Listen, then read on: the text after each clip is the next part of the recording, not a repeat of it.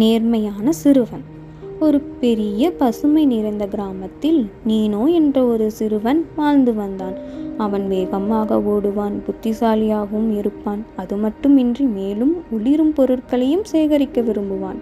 ஒரு சூரிய ஒளி வீசும் அழகான காலையில் நட்டுக்களை தேடிக்கொண்டு சென்றான் நீனோ. ஒரு மரத்தின் கீழ் மிகவும் வித்தியாசமான ஒரு பொருளை பார்த்தான். அது ஒரு தங்கம் போல் மின்னும் நட்டு.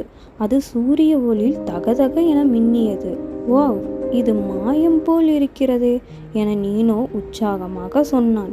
அதற்கு பின்னர் அவனது தோழி லீலாவிடம் அதை காட்ட ஓடினான். அப்போது அங்கு லீலாவின் வீட்டை அவன் அடைந்தவுடன் ஒரு வயதான ஆந்தை அங்கு பறந்து வந்து நீனோவிடம் சொன்னது, உன் கையில் இருக்கும் நட்டு காட்டின் அரசனுடையது. அவர் காட்டிற்கு பறந்து போகும் வழியில் அந்த நட்டை துளைத்து விட்டார். அவர் இப்போது அந்த நட்டை எங்கு தேடிக்கொண்டிருக்கிறார் கூட என்று தெரியவில்லை.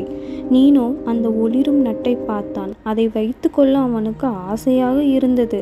அது மிகவும் அழகாக இருந்ததால். அதன் பின் அவன் சிந்தித்து பார்த்தான். நான் என்னுடைய முக்கியமான ஏதாவது ஒன்றை இழந்து விட்டால் நிச்சயமாக கவலைப்படுவேன். பின்னர் அவன் அதை திரும்பி கொடுக்க நினைத்தான்.